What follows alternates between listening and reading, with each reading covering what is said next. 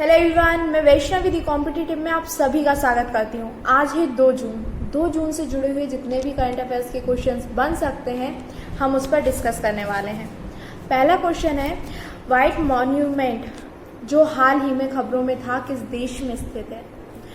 तो ये सीरिया में स्थित है व्हाइट मॉन्यूमेंट। अब बात करते हैं ये व्हाइट मॉन्यूमेंट क्या है। तो ये एक युद्ध स्मारक है, जैसा कि हमारे देश में वॉर मेमोरियल है नई दिल्ली में, वैसा ही ये सीरिया में युद्ध स्मारक है व्हाइट मॉन्यूमेंट।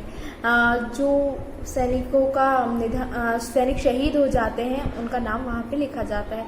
और इसके बारे में जानने वाली बात मोस्ट इम्पोर्टेंट ये है कि ये 4000 साल पुराना है। सीरिया की बात कर लेते हैं तो सीरिया की कैपिटल दमेस्कस है और वहाँ के प्रेसिडेंट अभी बने हैं, मैंने कुछ दिन पहले भी आपको क्वेश्चंस में बताया था, बशर अल असद अभी वहाँ के नए प्रेसिडेंट नियुक्त हुए हैं और ये भारी मतों से जीते थे।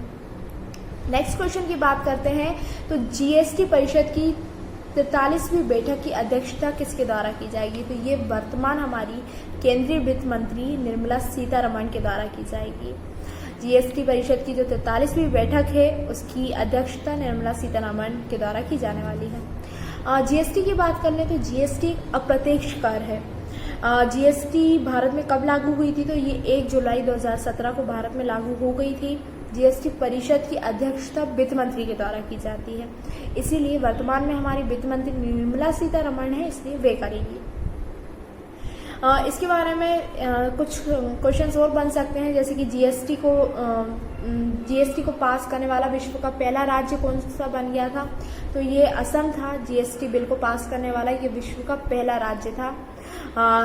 और इसमें संविधान के किस अनुच्छेद में इसका वर्णन है? तो 279A में जीएसटी काउंसिल का वर्णन है। एंड जीएसटी लागू करने का सुझाव किस समिति के द्वारा दिया गया था? तो ये विजय केलकर समिति के द्वारा जीएसटी लागू करने का सुझाव दिया गया था। नेक्स्ट क्वेश्चन की बात करते हैं तो हाल ही में किसे भारत में एफडीआई का दूसरा सबसे बड़ा स्रोत घोषित कर दिया गया है?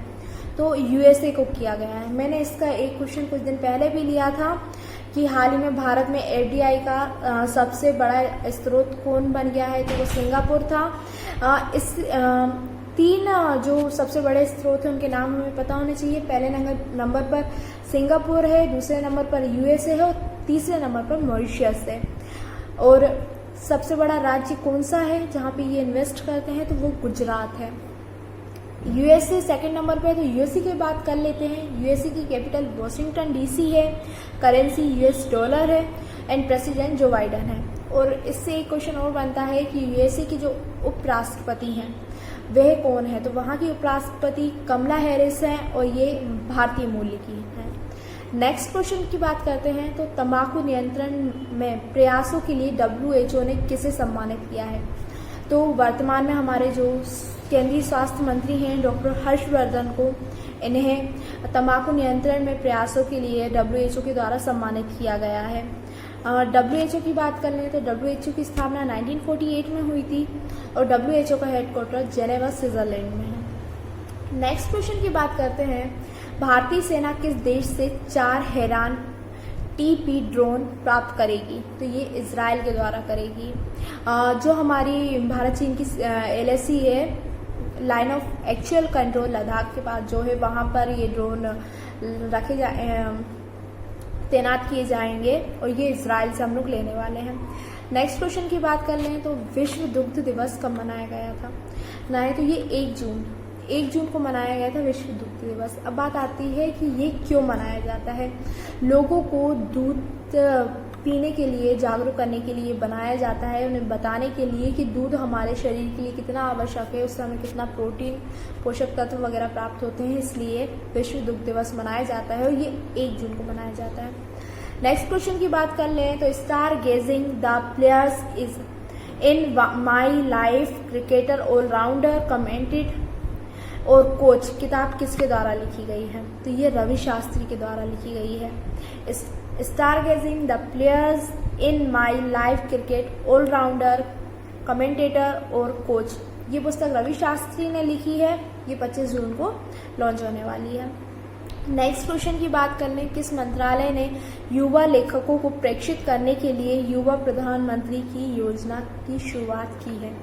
तो इसकी शुरुआत शिक्षा मंत्रालय के द्वारा की गई है। अब बात आती है कि शिक्षा मंत्री कौन है हमारे, तो अभी हमारे शिक्षा मंत्री रमेश पोखरियाल हैं। और ये योजना किस लिए शुरू की गई है? हमारे देश में जो युवा लेखक हैं उन्हें एक प्लेटफॉर्म देने के लिए, उन्हें प्रशिक्षित करने के लिए ये योजना की शुरुआत की गई है, जिससे कि पुस्तकों की ओर आकर्षण बढ़े, लेखकों का आकर्षण बढ़े और हमारे जो लेखक हैं वो अंतर्राष्ट्रीय स्तर पर भी प्रदर्शन कर सकें।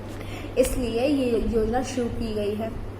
आज के लिए इतने क्वेश्चंस काफ़ी हैं। हम कल फिर मिलेंगे नए क्वेश्चंस में करंट अफेयर के साथ। तब तक के लिए चैनल को सब्सक्राइब कर दीजिए, बेल आइकन को क्लिक कर दीजिए, जैसे ही कोई वीडियो अपलोड हो आपको तुरंत उसका नोटिफिकेशन मिले। और हाँ, आज के क्वेश्चंस की PDF फाइल आपको हमारे टेलीग्राम चैनल पर मिलेगी। टेलीग्राम चैनल की लिंक वीडियो के डिस्क्रिप्शन में दी गई है, तो वहां जाकर आप हमसे जुड़ सकते हैं और आज के क्वेश्चंस की PDF फाइल डाउनलोड कर सकते हैं।